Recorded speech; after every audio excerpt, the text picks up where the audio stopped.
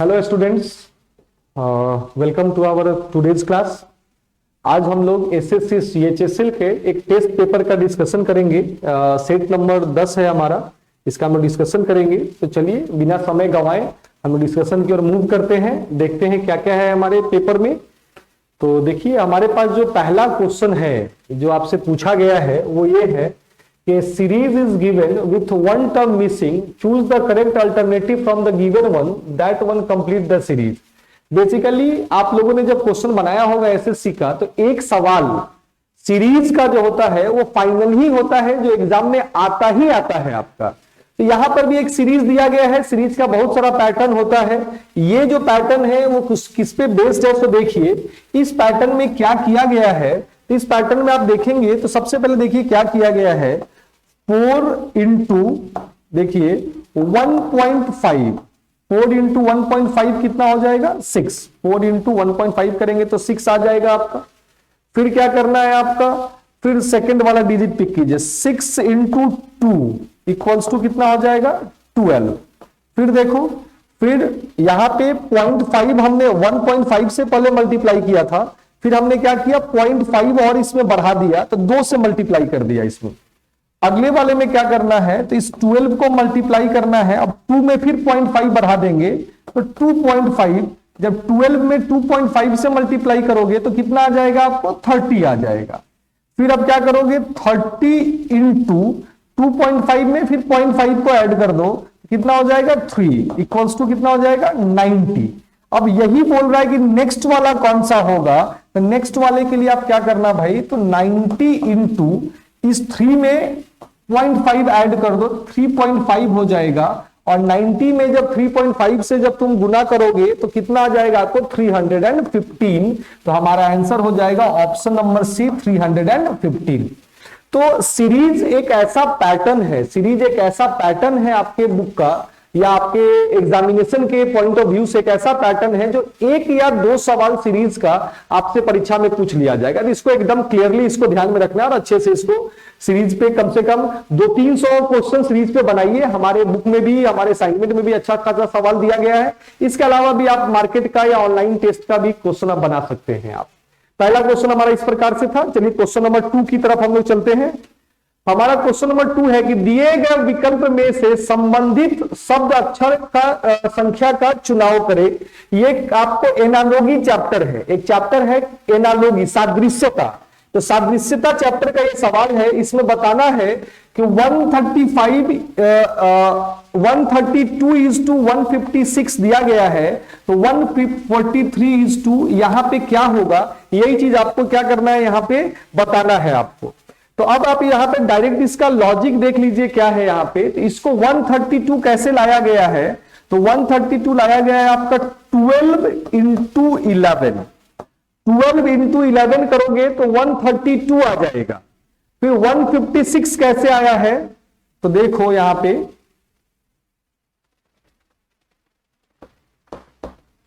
12 into 13, 12 into 13 करोगे तो 1 आपको आ जाएगा 156 आ जाएगा आपका।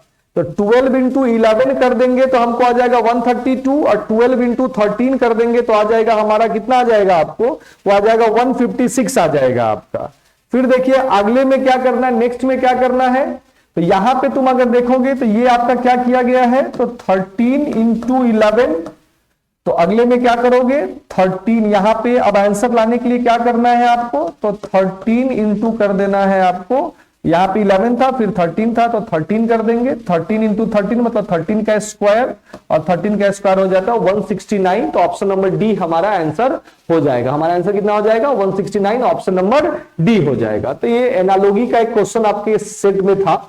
और ये सब के लिए घबराना मत। बहुत बच्चे ऐसा होता है ना कि घबरा जाते हैं कि भाई कैसे हम सोचेंगे सर 12 इंटू 11 था, हम कैसे सोचेंगे 13 इंटू 11 था या 13 इंटू 3 था। तो इसके लिए क्या है कि इसका एक ही रास्ता है, दैट इज प्रैक्टिस। अगर ऑनेस्टली अगर हमसे पूछोगे, ईमानदारी से अगर हम बताएं, तो एक ही रास्ता है आपको जो चयन करना है, वो है प्रैक्टिस। जितना ज्यादा प्रैक्टिस करोगे उतना ज्यादा ये चीज आपके लिए आसान होता चला जाएगा आपको।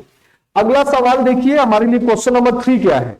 क्वेश्चन नंबर 3 है आपका कि निम्नलिखित, मतलब बेसिकली ये देखिए लिखा हुआ निम्नलिखित प्रश्न में प्रत्येक में 2 निष्कर्ष दिए गए, 1 और 2।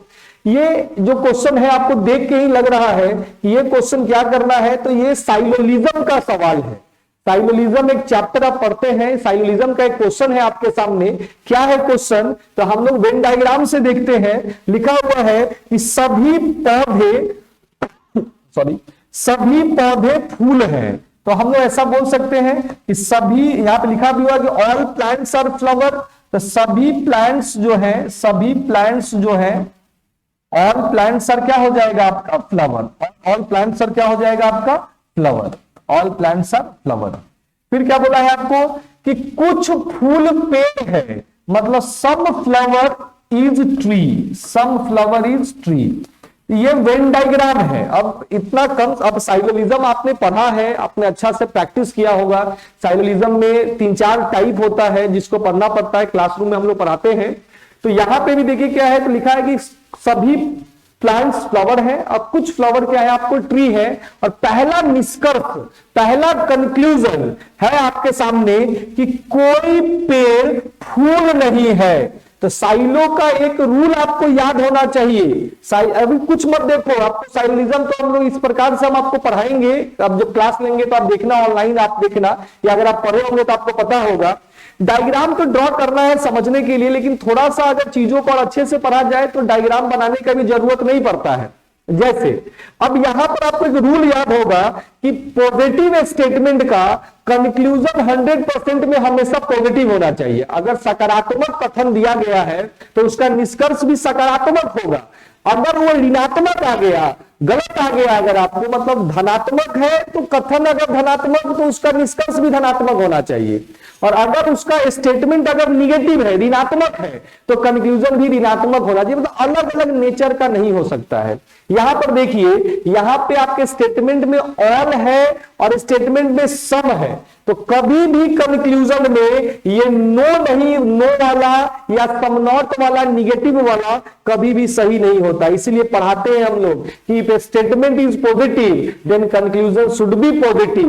लेकिन यहां पर देखो स्टेटमेंट पूरा का पूरा निगेटिव था, सॉरी पॉजिटिव था, कंक्लूजन निगेटिव में आ गया, तो पहला कंक्लूजन आपका गलत हो जाएगा। दूसरा है सम फ्लावर्स आर प्लांट, तो देखिए ना, ऑल प्लांट्स आर फ्लावर, तो सम फ्लावर्स आर प्लांट। आपको पता होना चाहिए कि ऑल के केस में, ऑल के केस में सम का कंक्लूजन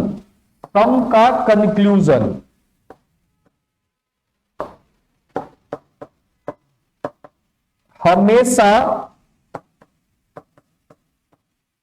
100% सही होगा। ऑल के केस में सम का कंक्लूजन हमेशा 100% क्या होगा, सही होगा। मीन्स कि अगर आपको लिखा हुआ है कहीं पे और ए इज बी, तो आप आराम से बोल सकते हैं सम ए इज बी, या ये भी बोल सकते हैं सम बी इज ए। मतलब अगर सभी ए बी है तो आप आंख बंद करके इस कंक्लूजन को सही कर देना, अगर सम ए इज बी और सम बी इज ए दिया रहे तो। क्योंकि ऑल के केस में सम का कंक्लूजन हमेशा 100% सही होता है।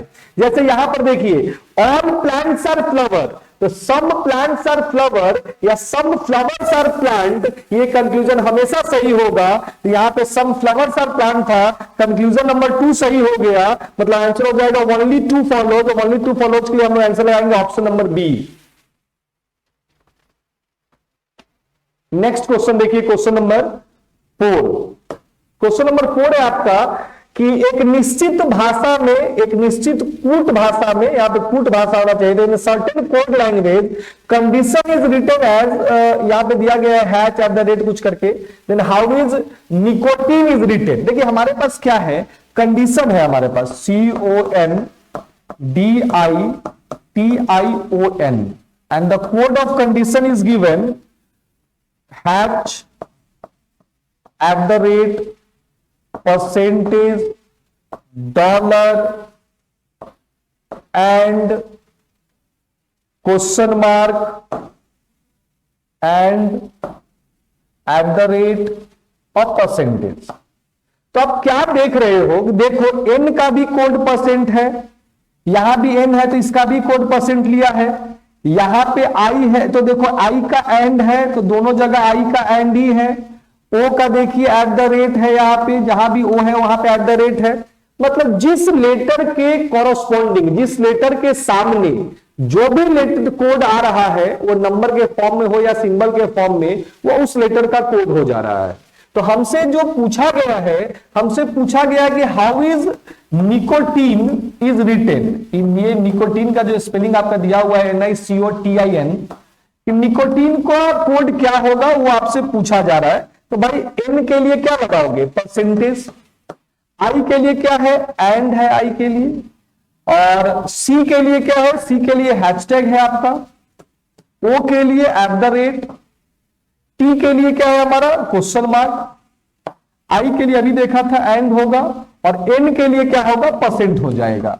तो जिस ऑप्शन में भी ये वाला दिख रहा हो, जिस ऑप्शन में भी ये दिख रहा है, ये जो मैं सर्कल कर रहा हूं, जिस ऑप्शन में भी ये दिख रहा है वो ऑप्शन आपका आंसर हो जाएगा। ऑप्शन नंबर 4 में देखिए, ऑप्शन नंबर डी जो है, this is the correct answer. तो क्वेश्चन नंबर 4 का आंसर होगा ऑप्शन नंबर डी। क्लियर है? अब देखिए हमारे पास जो अगला सवाल है, हमारे पास क्या है, हमारे पास अगला क्वेश्चन है, हमारे पास उसी प्रकार का क्वेश्चन है। तो यहां पे भी आप वही काम करेंगे। लिखा हुआ है क्या चीज, कि हाइपनेशन लिखा हुआ है, कि हाइपनेशन का कोड ये दिया गया है और आपसे पूछा जा रहा है कि एनीवन का कोड क्या होगा। तो देखिए अब इसके लिए क्या करो, पूरा नोट डाउन करने का जरूरत नहीं है, हमको केवल कोड निकालना है किसका, ANYONE, एनीवन का कोड आपको निकालना है। एनीवन का कोड कैसे फाइंड आउट करेंगे हम लोग, एनीवन का कोड फाइंड आउट करने की बस वही बात है, फिर सेम क्वेश्चन है। हम लोग ए के लिए क्या करो, तो 1 2 3 4 5, अच्छा ए राइट से फिफ्थ है, तो यहां पे देख लेते हैं हम लोग 1 2 3 4 5। अच्छा सबसे पहले ए के लिए आ जाएगा क्या चीज, आपको एंड आ जाएगा। सबसे पहले ए के लिए क्या आ जाएगा, एंड आ जाएगा। फिर देखिए क्या है, एन है, एन हमारा कहां पे है, तो ए से जस्ट पहले, तो एंड से जस्ट पहले क्या है भाई, तो क्वेश्चन मार्क, एन के लिए क्या हो जाएगा, क्वेश्चन मार्क।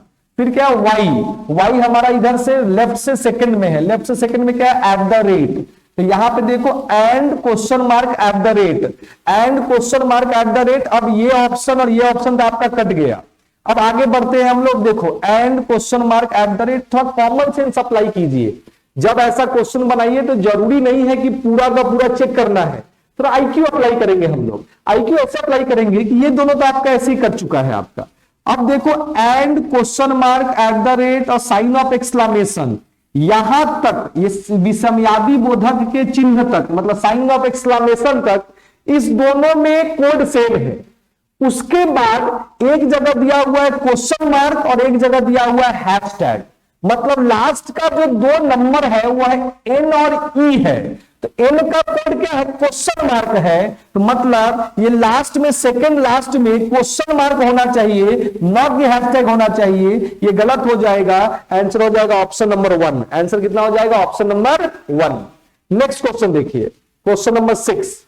क्वेश्चन नंबर 6 क्या बोलता है, तो उत्तर आकृतियों में कौन सी आकृति प्रश्न आकृति का सही प्रतिबिंब होगी जो दर्पण PQ रेखा पर रखा गया है।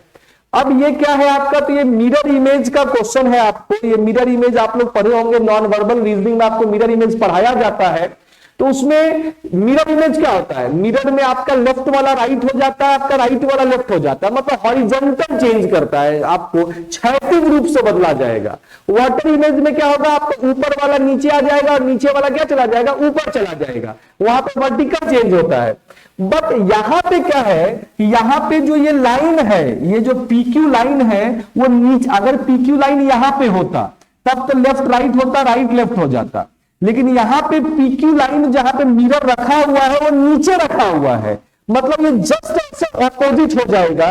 और जब ऑपोजिट हो जाएगा आपका, तो अब आपको यहां से आंसर टिक लगाना होगा कि कौन सा आंसर आपका आंसर आपका सही है। आपका थोड़ा ध्यान से अगर आप देखेंगे तो समझ में आपको आ जाएगा कि जो भी हमारा आंसर सही होगा उसमें क्या है आपका। सो देखिए ये दोनों डायग्राम ए और डी नंबर डायग्राम जो है उसको थोड़ा ध्यान से देखो, तो ये दोनों डायरेक्टली आपका कट जाता है। ए और डी क्यों कट जाता है सो समझिएगा, जब ये इसको आप इस प्रकार से इसका मिरर इमेज निकाल रहे हैं ना, तो मिरर इमेज अगर हम निकालेंगे तो ये तो जहां पे है वहीं पे रहेगा, बदलाव इन सब में होगा, यहां पे होगा, यहां पे होगा, इन सब में बदलाव होगा।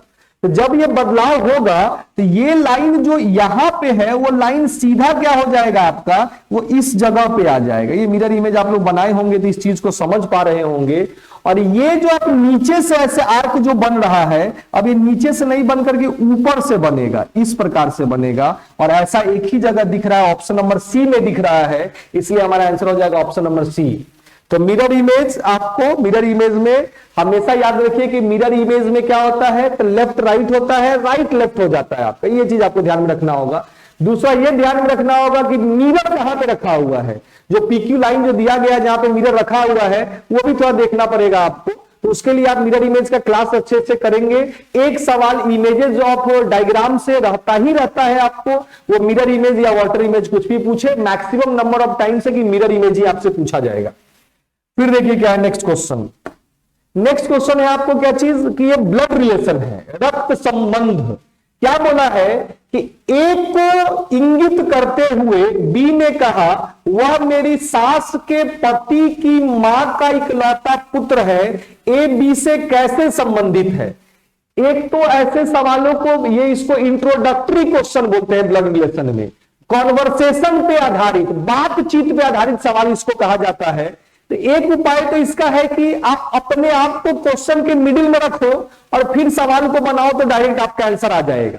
जैसे लिखा हुआ है ना कि भाई कि pointing towards A B said he is the only son of my mother in law's husband's mother. कहने का मतलब कि मेरी सास के पति, अब अपने आप को रखो उस जगह पे तो समझ में आएगा आपको। क्वेश्चन में क्या बोला गया है कि यहां से पढ़ो कि याद माई से, मेरे सास के पति मतलब मेरे ससुर, मेरे सास के पति मेरे ससुर की मां का इकलौता बेटा। तो मेरे सास के पति मतलब मेरे ससुर की मां का इकलौता बेटा मेरा ससुर ही होगा कि नहीं होगा। तो आंसर क्या हो जाएगा आपका, फादर इन लॉ। आंसर क्या हो जाएगा आपका, फादर इन लॉ। दूसरा, यदि आप उपाय कर एक डायग्राम भी ड्रॉ कर सकते हैं। डायग्राम आप कैसे ड्रॉ करेंगे, तो उसके लिए आपको जनरेशन का नॉलेज होना जरूरी है। अगर आपको डायग्राम ड्रॉ करना है तो आपको जनरेशन का नॉलेज होना जरूरी है। क्या बोला गया है आपको, ए ने बी से कहा कि he is the only son of my mother in law's. ऐसा ठीक है। बी क्या बोल रहा है, तो बी कह रहा है कि मेरे जो सास है, बी कह रहा है या कह रही है जो भी हो, मेरी जो सास है, तो बी की सास हम इस महिला को मानते हैं, ये इसकी मदर इन लॉ है। MIL का मतलब मदर इन लॉ, और फीमेल के लिए हमेशा निगेटिव साइन से रिप्रेजेंट करना है। तो मेरे सास की पति, तो बी की सास की पति, बी के सास के जो पति हैं वो एक मेल मेंबर होगा, और ये दोनों आपस में क्या होंगे, स्पाउस। स्पाउस का मतलब विवाहित जोड़ा, जो मैरिड कपल होते हैं उनको स्पाउस कहा जाता है। तो क्या बोला है कि एक की ओर इशारा करते हुए बी ने कहा कि वह मेरे सास के पति की मां का इकलौता पुत्र है। तो बी ने क्या कहा है कि मेरी सास के पति की मां, मेरे सास की पति की मां की मां का इकलौता पुत्र। तो इसकी सास की मां का इकलौता पुत्र ओनली सन जो होगा, ये खुद यही होगा कि नहीं होगा। तब क्वेश्चन बोला गया है, तो बताइए कि ए का बी से क्या संबंध है। तो ए यहां पे है, ये है ए आपका, मतलब ए जो है वो बी का क्या लगेगा, तो ए बी का लगेगा फादर इन लॉ। और फादर इन लॉ का मतलब क्या होता है, ससुर होता है। फादर इन लॉ का मतलब क्या होता है, ससुर होता है आपको। तो इसको नोट डाउन कर लीजिए इसको। नेक्स्ट क्वेश्चन देखिए, क्वेश्चन नंबर 8। क्वेश्चन नंबर 8 है आपका, ये क्या है भाई, तो ये रैंकिंग का क्वेश्चन है आपको। क्वेश्चन नंबर 8 किसका है आपको, रैंकिंग का क्वेश्चन है आपको, कि छात्रों की एक कतार में उषा पीछे से 5वें स्थान पे खड़ी है और राहुल आगे से 7वें स्थान पे खड़ा है। यदि उषा और राहुल के बीच 15 छात्र खड़े हैं तो कितने छात्र पंक्ति में खड़े हैं। अब देखिए क्या है आपको यहाँ पे क्या बोला गया है आपको, कि एक लाइन है, मान लो एक पंक्ति है, एक लड़का लड़की का एक लाइन लगा हुआ है। परीक्षा में हम लोग जब एग्जाम जब स्कूल में थे तो स्कूल में आपको याद होगा सुबह में प्रार्थना होता था आपको। बहुत सारा हर स्कूल में अलग अलग होता था प्रार्थना, जो पेयर होता था, तो उसमें बोला गया है कि छात्रों की कतार में उषा पीछे से 5वें स्थान पे, पीछे आगे का इसमें कैसे भी बताया जाए, कोई भी एक साइड ले लेते हैं, मतलब एक साइड से उषा USHA, उषा जो है 5th पे खड़ी है, एक साइड से उषा जो है वो 5th पे है, और दूसरे साइड से राहुल जो है वो 7th पे है, दूसरे साइड से, ये जो है ये दूसरा साइड से 7th पे कौन है आपको, तो राहुल है। और इनके बीच में कितने लोग हैं, तो 15 छात्र हैं, इनके बीच में कितने लोग हैं आपको, 15 छात्र हैं। तब आपसे पूछा जा रहा है तो इनके बीच में 15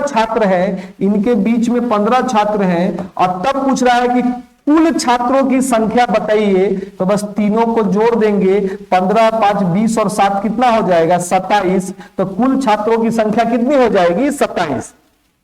देखो ये इस सवाल के लिए है, लेकिन रैंकिंग में अगर ऐसा क्वेश्चन आपके सामने आएगा तो डायरेक्ट ये तीनों को ऐड मत कर देना। ये तीनों को ऐड करने का मतलब, देखो बीच, अब थोड़ा समझो, थोड़ा सा चीजों को समझा देते हैं। ये डिस्कशन का पोर्शन तो नहीं है, ये क्लास का पोर्शन है। थोड़ा सा आपका कीमती समय में से एक समय ले लेंगे, 1-2 नंबर आपका हमेशा सही हो जाएगा। देखिए बीच भी 2 तरीका का होता है, एक नाम लेते हैं। देखिए राम एक साइड से, अलग का सवाल है, ये सवाल हो चुका है, अलग सवाल में बता रहा हूं, तो समझने का प्रयास कीजिएगा। राम एक साइड से एक्स पे है, एक रुक जाओ 1 मिनट, क्या हम अलग समझाते हैं आप लोगों को, ठीक है। यहां पे एक पेज ऐड कर लेते हैं हम लोग। चलिए अब देखिए क्या है, हाँ अब एक मान लीजिए कि एक लाइन है आपका, कलर भी चेंज कर लिया जाए, कलर आपको ले लिया जाए व्हाइट ले लिया जाए। देखिए क्या है, एक लाइन है जिसमें एक साइड से राम है वो एक्स पे है, और दूसरे साइड से श्याम जो है वाई पे है। एक और हम ये है डायग्राम, ये केस 1 है आपका, केस 1। अब यहां समझो, राम लेफ्ट से एक्स पे है और श्याम दूसरे साइड से वाई पे है, और दोनों के बीच में ऐसा दे दिया गया कि भाई राम और श्याम के बीच में जेड है, मतलब नंबर ऑफ पर्सन दिया गया है कि राम और श्याम के बीच में जेड लोग बैठे हैं। कुछ तो अंक होगा, 1, 5, 10, 20, 25 कुछ भी होगा।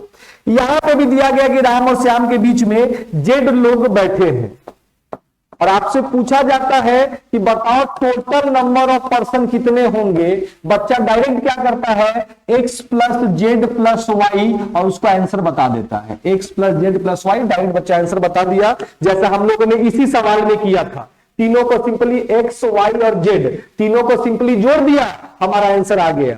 But it is not 100% valid method, ये 100% वैलिड मेथड नहीं है ऐसे सवालों को बनाने का। क्यों नहीं है, क्योंकि देखो अगर ये एक दूसरे को ओवरलैप, देखो यहां पे एक दूसरे को ओवरलैप नहीं किया है, फिर भी इसका बीच है, ये वाला पोर्शन देखो इसका बीच है। यहां पे ये एक दूसरे को, ये इधर चला गया, ये इधर चला गया, ये एक दूसरे को ओवरलैप कर गया है, फिर भी तो इसका बीच है। तो हम कैसे बताएंगे, ये जो डायग्राम आपने ड्रॉ किया है, ये डायग्राम ऐसा भी तो हो सकता था। ये डायग्राम हम लोग का इस प्रकार से भी तो हो सकता था कि एक साइड से उषा है, दूसरे साइड से राहुल है, और बीच में इसका 15 लोग हैं। ये आपका 7 पे है, ये आपका कितने पे है, 5, ये जो आपका है, देखिए ये जो है राहुल जो है वो 7 पे है और उषा 5 पे है। ये भी तो एक डायग्राम है जिसमें ओवरलैप कर गया है एक दूसरे का ये लोग। तो अब ये चीज कैसे पहचानते हैं कि ओवरलैप किया है कि नहीं किया है, और दोनों में टोटल निकालने के लिए अलग अलग तरीका है, दोनों में टोटल निकालने का फॉर्मूला भी पूरा अलग अलग है आपका, और वो चीज आपको हम समझाने का प्रयास करें, सीख लीजिए, बहुत काम करेगा ये चीज आपके लिए। अब देखो ये चीज कैसे पहचानेंगे जब ऐसा डेटा दिया रहे कि एक आदमी का लेफ्ट से पोजीशन दिया रहे, राइट से पोजीशन दिया रहे, बीच का संख्या भी दिया रहे आपको, और आपसे पूछा जाए आपसे कि टोटल नंबर ऑफ पर्सन बताइए, तो कैसे पहचानेंगे हम लोग? उसके लिए एक हम आपको लिटमस टेस्ट बताते हैं। अगर लोअर रैंक, देखिए क्या है, रेड कलर दिख रहा है आप लोगों को, व्हाइट ही सही है। अब देखिए क्या है आपका कि अगर lower rank minus lower rank minus mid, lower rank minus mid is less than, lower rank minus mid is less than क्या हो जाए आपको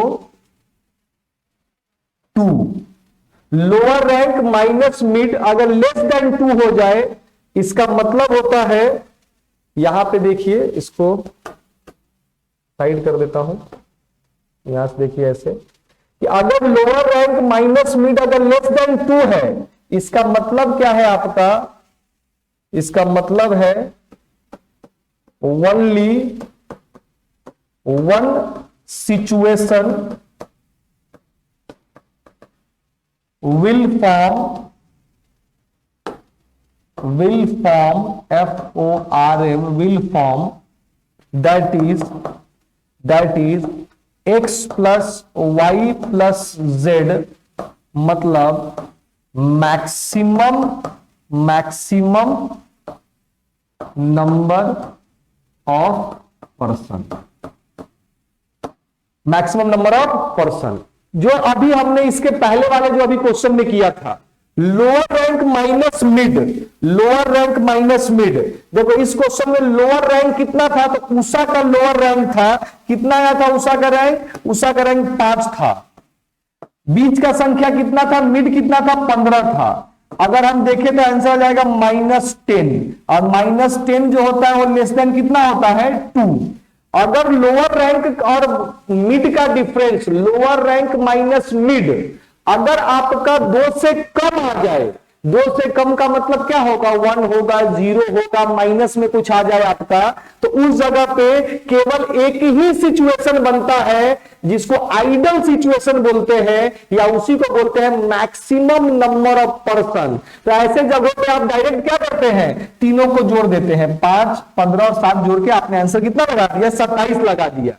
लेकिन अगर लोअर रैंक माइनस मिड का वैल्यू अगर ज्यादा आ जाए, किससे आपको 2 से ज्यादा आ जाए या 2 के बराबर आ जाए, तब वहां पे आंसर कभी भी डायरेक्टली तीनों जोड़ के मत लगाना, क्योंकि वहां 2 तरह का आंसर आएगा।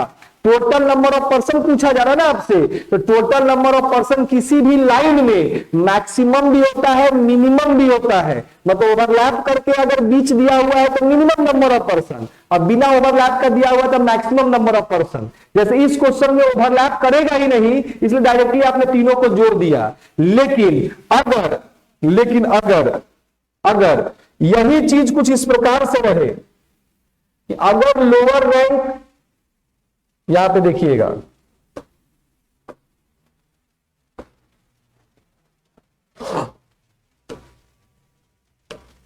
देखिए थोड़ा सा आपका समय यहां पे जा रहा है, बट चीजों को सीख लीजिए। यहां पे अगर यही चीज ऐसा रहता आपका, यहां पे केस 2 में था, देखिए क्या है कि अगर लोअर रैंक माइनस, अगर लोअर रैंक माइनस मिड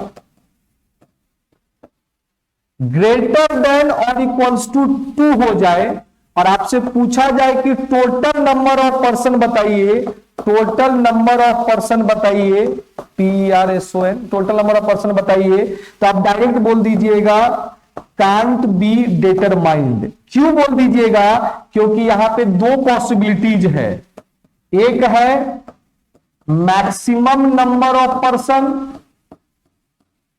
और दूसरा है minimum number of person. Bank में तो बार बार ये पूछता है, थोड़ा सा अभी आपके पास सवाल नहीं है, हल्का सा बता रहे हैं, जो बच्चा पढ़ा होगा तो समझ जाएगा। मैक्सिमम नंबर ऑफ पर्सन तो फिक्स है, ये हर जगह आएगा। वो लोअर रैंक अगर आपका मिड से कम है फिर भी मैक्सिमम नंबर आएगा, अगर लोअर रैंक आपका मिड से ज्यादा है 2 से ज्यादा या बराबर है, फिर भी आपका क्या आएगा, आपका वो मैक्सिमम नंबर ऑफ पर्सन आएगा, जिसका फॉर्मूला होता है लेफ्ट का पोजीशन मतलब वही x प्लस बीच का पोजीशन z प्लस y, तीनों को बस जो दिया गया है, एक आदमी का लेफ्ट का पोजीशन, दूसरे का राइट का पोजीशन, बीच का संख्या, तीनों को जोड़ दीजिए, मैक्सिमम नंबर ऑफ पर्सन आ गया। लेकिन यहां मिनिमम नंबर ऑफ पर्सन भी निकलेगा, या इसी को बोलते हैं ओवरलैप कर गया है। और इसके लिए फॉर्मूला क्या होता है आपका, तो हम ऐसे लिख रहे हैं right plus left minus mid plus 2। जब रैंकिंग का भी आपको चैप्टर आप जब डालेंगे ना वीडियोस में, तब वहां जाके उसको देखना, वहां पे पूरा एलाबोरेटली पूरा अच्छे से फिर से इसको बताएंगे, पूरा क्वेश्चन बना करके, पूरा एकदम अच्छे से क्वेश्चन पे आपका। तो ये जो आपको निकल के बाहर आता है, अगर किसी सवाल में पूछा जाए मिनिमम नंबर ऑफ पर्सन बताइए, तो उसके लिए भी यही फॉर्मूला लगेगा, राइट प्लस लेफ्ट, मतलब राइट और लेफ्ट के वैल्यू को जोड़ दीजिए और उसमें से घटा दीजिए किसको, मिड प्लस 2 को, जो आएगा वो मिनिमम नंबर ऑफ पर्सन होगा। उम्मीद करते हैं कि जो लोग थोड़ा बहुत समझे होंगे, पहले से पढ़े होंगे, उनको ये चीज समझ में आएगा।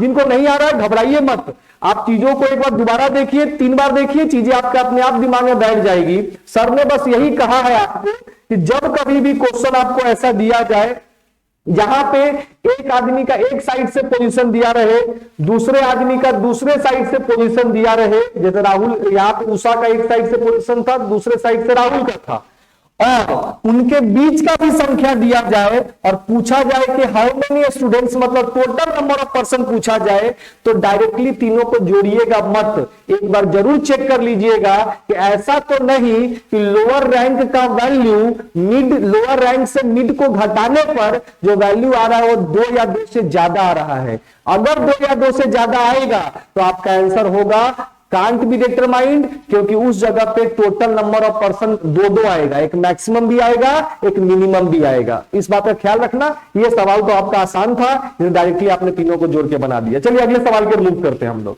देखिए हमारा अगला सवाल 9 नंबर क्या है, ये भी आपका साइलोलिज्म का ही क्वेश्चन है। क्या दिया गया है कि all goats are animal, all goats are animal. फिर दिया गया है all animals are herbivorous, all animals are herbivorous.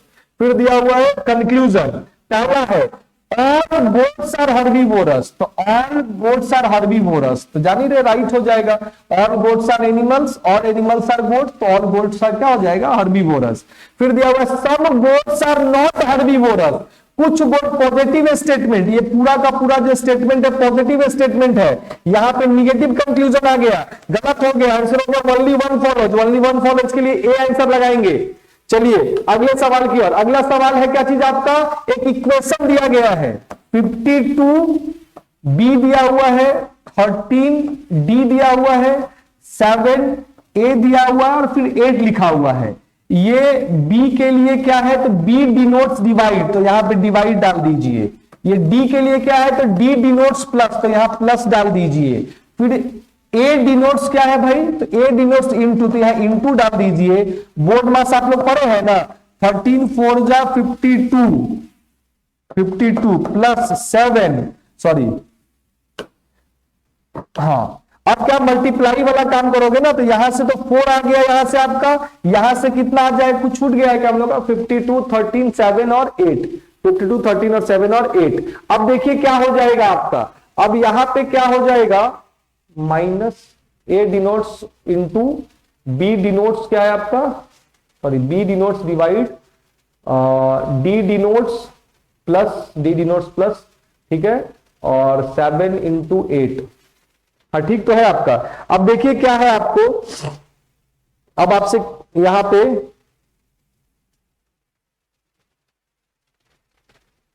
अच्छा हाँ वही तो, और यहां पे आपका एक चीज हम लोगों ने छोड़ दिया था ना, सी भी लिखा हुआ है, सी डिनोट्स माइनस भी, अच्छा सॉरी माइनस कितना है आपका 11 है, ये छूट गया था हम लोगों से।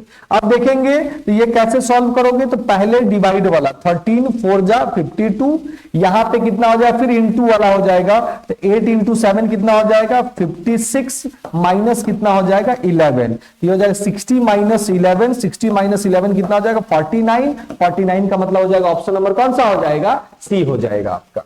चलिए नेक्स्ट क्वेश्चन देखिए क्या है, क्वेश्चन नंबर 11, क्वेश्चन नंबर 11 क्या है आपका कि डायरेक्शन का क्वेश्चन है कि सुदामा अपने घर से पूर्व दिशा की ओर चलना शुरू करता है और 8 किलोमीटर चलने के बाद यह घड़ी के चाल के विपरीत दिशा में 90 डिग्री घूमता है और 6 किलोमीटर चलता है। देखिए सुदामा अपने घर से, यहां उसका घर है, ये उसका स्टार्टिंग पॉइंट है, ये सुदामा का घर है। सुदामा अपने, आप जानते हैं ना ये ईस्ट होता है, ये नॉर्थ होता है, ये वेस्ट होता है और ये साउथ होता है आपका। तो क्या बोला गया कि सुदामा अपने घर से पूरब दिशा की ओर 8 किलोमीटर चलता है और फिर घड़ी के विपरीत दिशा में, आप लोगों ने क्लास में पढ़ा होगा कि क्लॉकवाइज अगर जाते तो राइट टर्न और एंटी क्लॉकवाइज 90 डिग्री पे जा रहा है मतलब लेफ्ट टर्न। और कोई आदमी पूरब की तरफ जा रहा है और बाईं ओर 90 डिग्री पर मुड़ेगा मतलब अब उत्तर की तरफ जाएगा और कितना किलोमीटर जाएगा तो 6 किलोमीटर जाएगा। अब सवाल क्या पूछा गया है कि भाई वर्तमान स्थिति में किस दिशा में है और इन दोनों के बीच न्यूनतम दूरी क्या है। पूछा यह गया कि सुदामा अपने घर से चल करके यहां पे पहुंच गया है, तो यहां से वो अपने घर से कौन से दिशा में है सुदामा और इन दोनों के बीच का न्यूनतम दूरी क्या होगा वही आपको बतलाने के लिए बोला जा रहा है। और मिनिमम डिस्टेंस निकालना हो, शॉर्टेस्ट डिस्टेंस निकालना हो तो उसके लिए हम लोग यहाँ पे पाइथागोरस थ्योरम का यूज करेंगे। और पाइथागोरस थ्योरम क्या करता है, कहता है कि भाई बेस का स्क्वायर प्लस परपेंडिकुलर का स्क्वायर अंडर रूट, तो ये हो जाएगा अंडर रूट 100 इक्वल्स टू कितना हो जाएगा 10 किलोमीटर। मतलब सुदामा का अपने घर से दूरी है 10 किलोमीटर का, जहां पे भी सुदामा और उसके घर का कौन से दिशा में है तो नॉर्थ और ईस्ट में है। कौन से दिशा में है, नॉर्थ ईस्ट में है, तो आंसर हो जाएगा आपको 10 किलोमीटर नॉर्थ ईस्ट, मतलब ऑप्शन नंबर ए। चलिए अगला क्वेश्चन देखिए क्या है। अगला क्वेश्चन हमारे पास क्या है कि भाई इंबेडेड डायग्राम ढूंढना है आपको। मतलब ये वाला जो आकृति है, ये वाला जो आकृति है, ये आकृति इन चारों आकृतियों में से किसमें छुपा हुआ है तो साफ साफ दिख रहा है। देखो यहां पे किसमें छुपा हुआ है, ऑप्शन नंबर बी में छुपा हुआ है। तो 12 का आंसर हो जाएगा ऑप्शन नंबर क्या हो जाएगा आपका, बी हो जाएगा आपका। नेक्स्ट क्वेश्चन देखिए, क्वेश्चन नंबर 13 क्या है, 649 का रिलेशन 998 के साथ जो है वही रिलेशन 683 का किसके साथ होगा। यहां पे देखिए क्या किया गया है, इन सबको डिजिट सम बोलते हैं, तीनों को आपस में जोड़ दो तो 6 + 4 + 9 ये कितना हो जाएगा 9 और 4 13 और 6 19। यहां पर भी देखो इज टू 9 + 9 + 1, देखो इसका भी वैल्यू 19 है, इसका भी वैल्यू 19 है। यहां पे देखो तो कितना हो जाएगा प्रोपोर्शन 6 + 8 प्लस कितना है 3, 6 8 और 3 को ऐड करेंगे तो कितना हो जाएगा 17। तो भाई 17 किसको जोड़ने पर 17 आ रहा है थोड़ा देख लो। तो पहला ही ऑप्शन देखो 8 + 1 + 8 जोड़ेंगे तो कितना हो जाएगा 17। तो 6 8 3 का रिलेशन किसके साथ होगा तो 8 + 1 + 8 मतलब 8 1 8 के साथ होगा। तो आंसर हो जाएगा ऑप्शन नंबर ए हो जाएगा।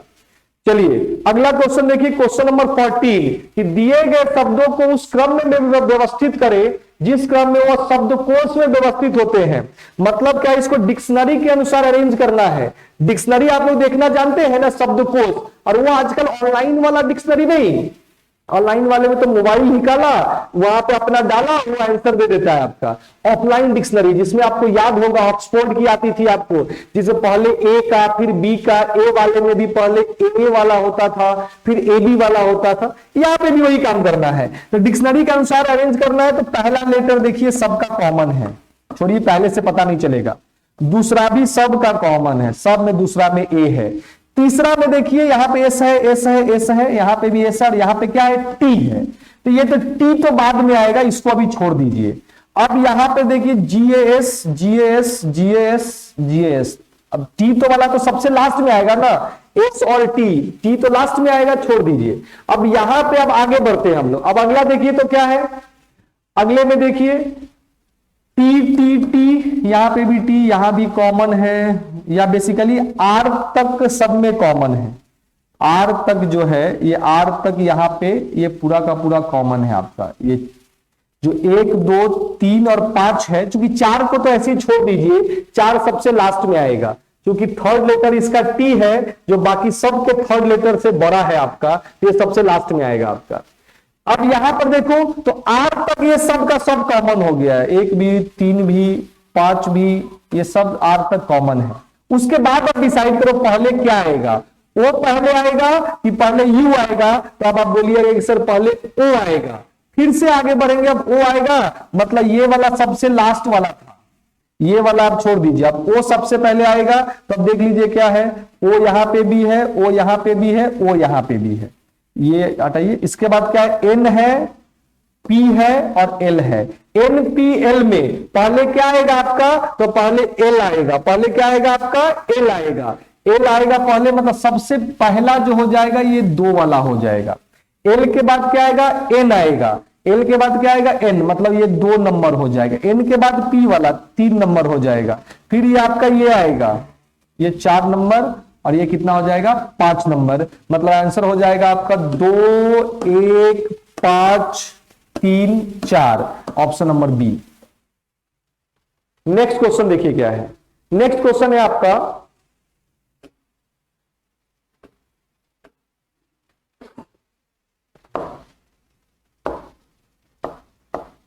हाँ, अब नेक्स्ट क्वेश्चन के लिए हम लोग क्या करते हैं, नेक्स्ट क्वेश्चन हम लोग को ऐड कर लेते हैं थोड़ा सा। नेक्स्ट क्वेश्चन चलिए देखते हैं।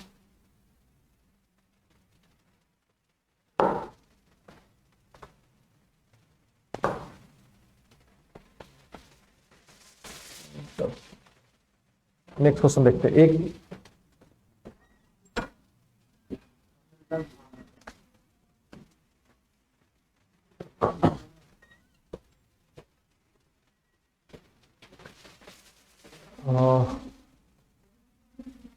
पेन ड्राइव, नेक्स्ट क्वेश्चन आपको,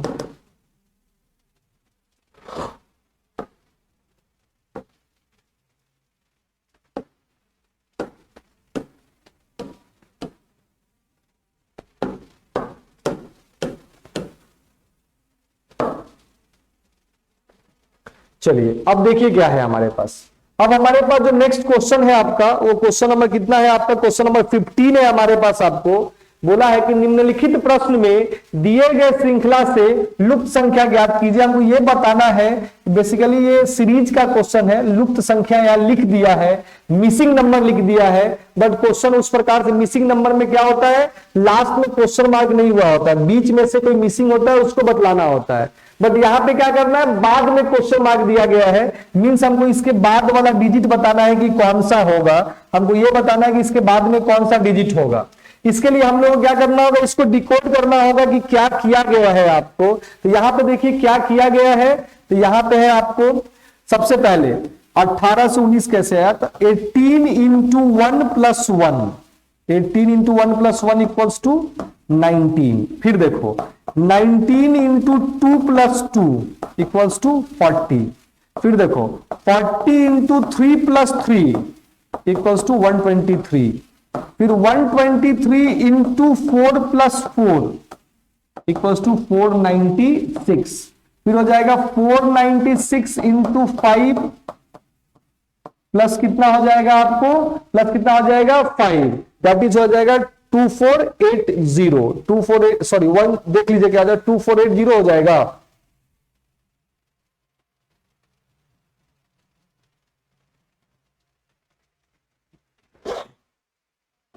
कितना हो जाएगा ये देख लीजिए ना, यहाँ पे 6 5 जा 0, 3 आ जाएगा आपका, 9 5 जा 45, 3 48, हाथ 4 आ जाएगा आपका 20 24, और प्लस कितना हो जाएगा 5, 2485 है क्या, 2485, ऑप्शन नंबर बी 2485, आंसर हो जाएगा 2485। क्लियर है सब लोगों का। नेक्स्ट देखिए क्या है, नेक्स्ट हमारा है सीरीज का। फिर से क्वेश्चन है कि नेक्स्ट वाला कौन सा नंबर होगा, यही आपको बतलाना है, आपको इस सीरीज में भी वही काम करना है। देखिए तो क्या, आप इसको बनाइए जल्दी से। इसमें क्या किया गया है, आपका दिया गया है क्या चीज की 3 14 61 252, तो नेक्स्ट वाला कौन सा होगा वही हम लोग को बताना है आपको। यहां पे क्या किया गया है, सो देखिए यहां पे किया गया है क्या चीज आपको, 4 to the power 1 minus 1 equals to 4 to the power 1 4 हो जाएगा, -1 कर दोगे कितना हो जाएगा 3। फिर है 4 टू द पावर 2 -2, 16 - 2 कितना हो जाएगा 14। फिर क्या करो 4 टू द पावर 3 -3 कितना आ जाएगा 61। फिर करोगे यहां पे देखो 4 टू द पावर 4 -4 कितना आ जाएगा 252। फिर आपका क्या हो जाएगा लास्ट में कितना हो जाएगा आपका 4 टू द पावर 5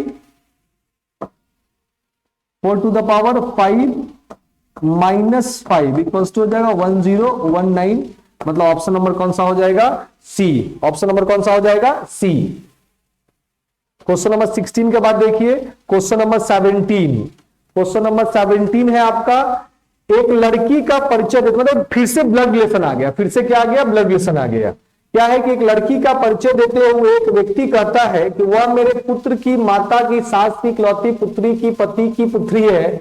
वह व्यक्ति उस लड़की से कैसे संबंधित है जिसका वो परिचय देता है। अब ये जो क्वेश्चन आपके सामने है, अब यहां पे क्या बोला गया है आपको, ये थोड़ा सा कॉम्प्लेक्स टाइप का दे दिया, तो कोई बात नहीं है, आप उसका डायग्राम ड्रॉ करना चाहे डायग्राम ड्रॉ कीजिए, खुद से बनाना चाहे खुद से ही बना सकते हैं। बोला है कि वह एक लड़की का परिचय देते एक व्यक्ति कहता है, ए मैन सेज, एक आदमी कहता है आपको, क्या कहता है कि वह मेरे पुत्र के माता की सास की इकलौती पुत्री की पति की पुत्री है। कहने का मतलब ऐसा बोलता है, और डायग्राम बनाओगे अगर यहाँ पे तो वो मैन कहता है, वो मैन क्या कहता है सो देखिए कि वह मेरे पुत्र की माता, तो इस आदमी का जो सन होगा, आप डायरेक्ट हम सन लिख देते हैं, इस आदमी की सन की जो मां होगी वह इस आदमी की कौन होगी, ये दोनों आपस में स्पाउस होंगे, ये दोनों हस्बैंड एंड वाइफ है। तो वह मेरे पुत्र की माता की सास की इकलौती पुत्री, देखो पुत्र की माता उसकी सास, तो भाई इसकी पत्नी की सास इस आदमी की मां होगी, इस आदमी की मां होगी, इसकी मां ही ना इसकी सास होगी, सास होगी। तो क्या है, तो वो माता की सास की इकलौती पुत्री, चलिए तो इसकी मां की सास, इसकी सास की इकलौती पुत्री, ओनली डॉटर, इस आदमी की कौन होगी, बहन होगी, इस आदमी कौन होगी, बहन होगी। इकलौती पुत्री के पति की पुत्री है, के पति, ये दोनों आपस में स्पाउस है, उसकी पुत्री है वो महिला, वो जो फीमेल थी, वो जो गर्ल थी, वो जो लड़की थी, वो इसकी कौन है, डॉटर है, डॉटर है।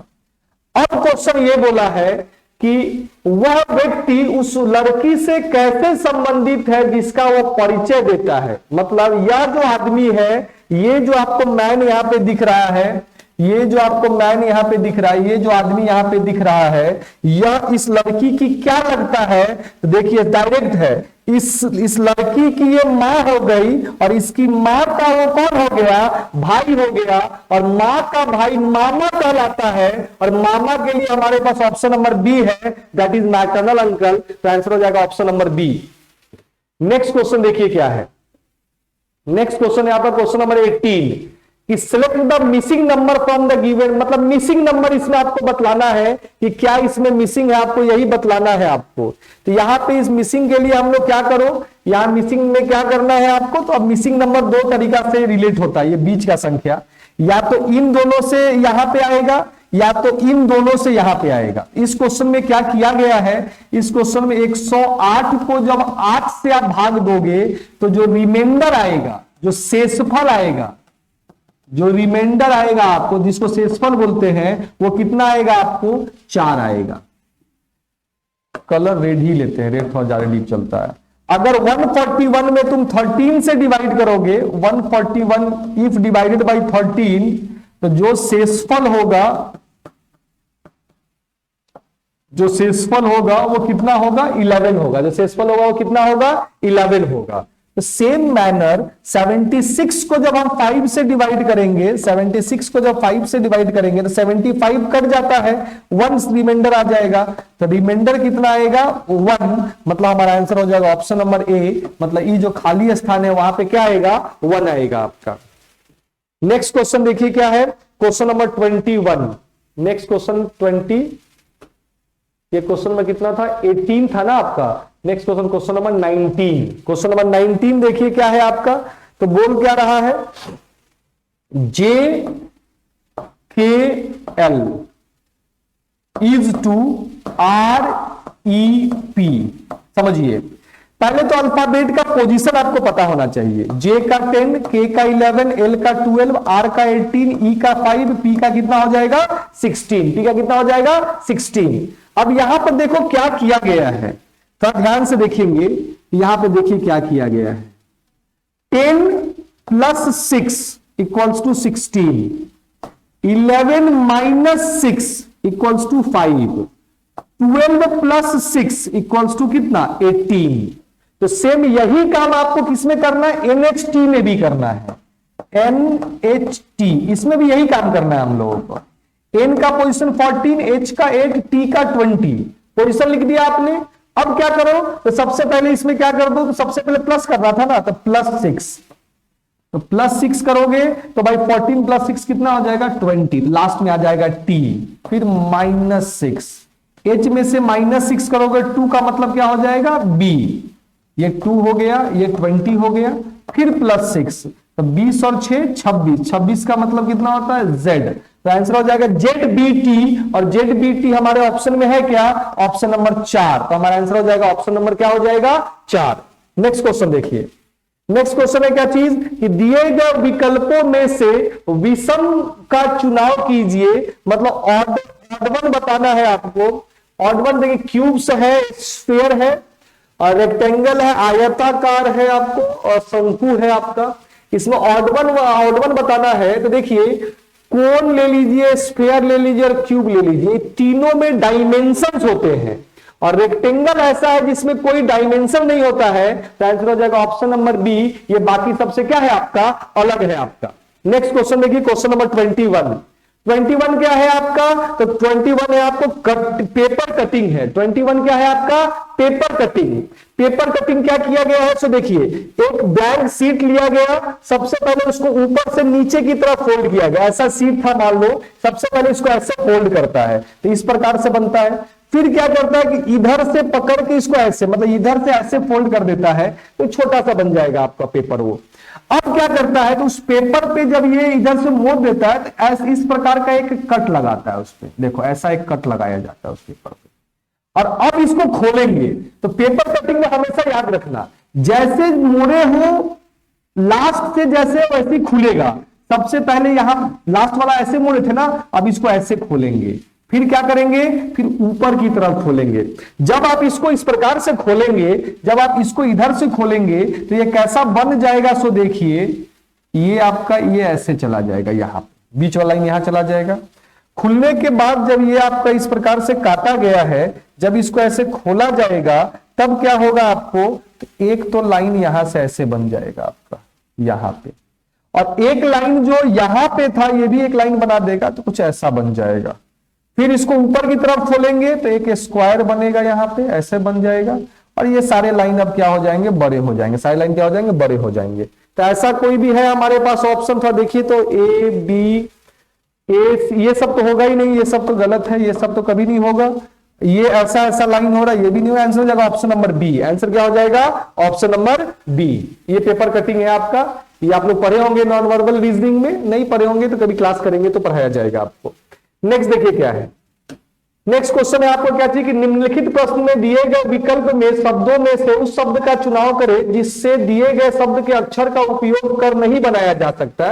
एक शब्द दिया गया क्रिस्मैटिक, क्रिस्मैटिक से इसमें से कौन सा शब्द नहीं बन सकता है, तो जल्दी जल्दी थोड़ा नजर तेज होना चाहिए। ये देखिए सी नंबर, ये कभी नहीं बनेगा। क्रिटिकल में एक शब्द है एल, और एल क्रिस्मेटिक में कहीं भी है क्या, तो ये क्रिटिकल जो है वो क्रिस्मेटिक से कभी बन नहीं सकता है। दैट्स व्हाई आंसर हो जाएगा option number C. Next question देखिए कौन सा है, नेक्स्ट क्वेश्चन है हमारा क्या चीज, तो निम्नलिखित प्रश्नों में दो संकेतों को आपस में बदलकर समीकरण को सही करें। मतलब हमको क्या करना है कि ये कोई भी दो सिंबल इसमें से आपस में चेंज कर देना है और चेंज करके इक्वेशन क्या हो जाना चाहिए, आपका सही हो जाना चाहिए। यही काम हम लोग को इसमें करना है। किसको किसको चेंज करोगे, इक्वल टू और माइनस को बोलता है पहला। माइनस तो ये इक्वल्स टू यहां लाओगे 70 बराबर, ये नहीं होगा आपका, माइनस यहां ले जाओगे तो अगर यहां से चेंज करोगे, अगर माइनस यहां डाल दोगे 13 माइनस 25, माइनस में आंसर आ जाएगा। नहीं इसको मत करो, माइनस और इंटू, माइनस और इंटू, इसको इधर लाने के इसको इधर लाने, बहुत बड़ा वैल्यू दे देगा, ऐसा कोई भी कैलकुलेशन नहीं है। डिवाइड और इंटू, डिवाइड और इंटू, अगर 10 को हम यहां ले आते हैं, डिवाइड अगर यहां डाल देते हैं, डिवाइड और इंटू।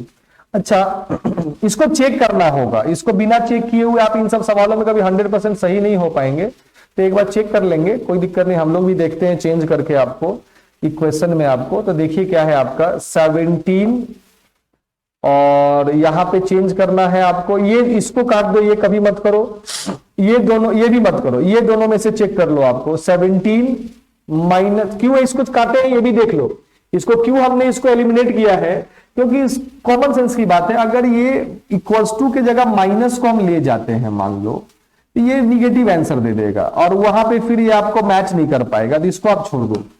उसके अलावा क्या है, माइनस और इंटू को अगर बदलेंगे हम, माइनस और इंटू को, तो इस जगह पे इंटू डालेंगे आप।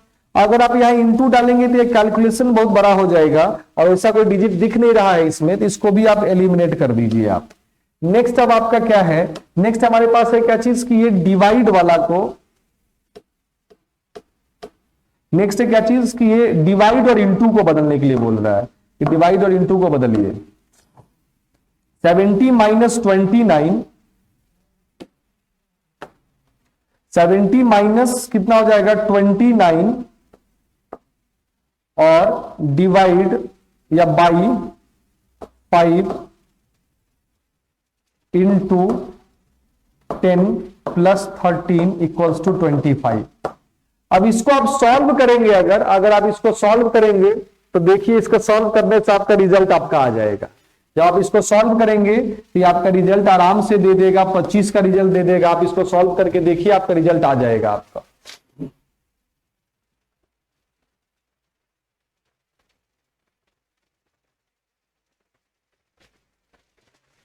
ठीक है, 23 में तो आंसर आपको जो हो जाएगा वो कौन सा हो जाएगा, ऑप्शन नंबर सी हो जाएगा। आंसर कौन सा हो जाएगा, ऑप्शन नंबर सी।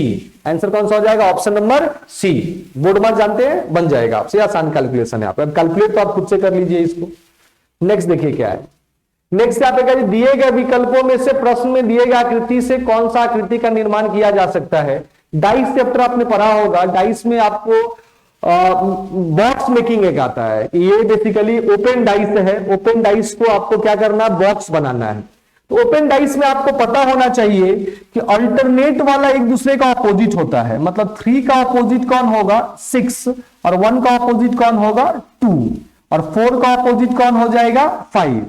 दूसरा बात, एक बात और पता होना चाहिए डाइस में आपको कि डाइस में हमेशा एक डाइस ही क्या, कोई भी क्यूब जब आप अपने सामने रखते हैं, कोई भी घन जब आप अपने सामने रखिएगा तो मैक्सिमम 3 ही सरफेस को आप देख पाइएगा, एक ऊपर वाला, एक फ्रंट वाला, एक लेफ्ट या राइट वाला आपका। और डाइस में जो भी 3 सरफेस दिखता है उस 3 सरफेस में कोई भी ऑपोजिट सरफेस नहीं दिख सकता है। मींस यहां पे जो भी बॉक्स है, अगर 3 दिखेगा तो 6 नहीं दिखेगा, अगर 1 दिखेगा तो 2 नहीं दिखेगा, या वाइस वर्सा, 2 दिखेगा तो 1 नहीं दिखेगा, अगर 4 दिखेगा तो 5 नहीं दिखेगा, अगर 5 दिखेगा तो 4 नहीं दिखेगा। मींस यहां पे 4, 5 दोनों दिख रहा है। अपोजिट सरफेस वाला एडजेसेंट कैसे हो जाएगा, जो विपरीत सरफेस का आदमी है, जो विपरीत सरफेस में है, एक पासा में, एक छक्का में, एक लूडो का जो डाइस होता है उसमें, तो अपोजिट वाला एडजेसेंट तो नहीं हो सकता है। तो ऑप्शन नंबर 1 ऐसे ही कट गया आपका। ऑप्शन नंबर 2 में देखो 3 और 6, तो 3 और 6 एक दूसरे का अपोजिट है, कभी भी एडजेसेंट में नहीं दिखेगा, ये भी गलत हो गया।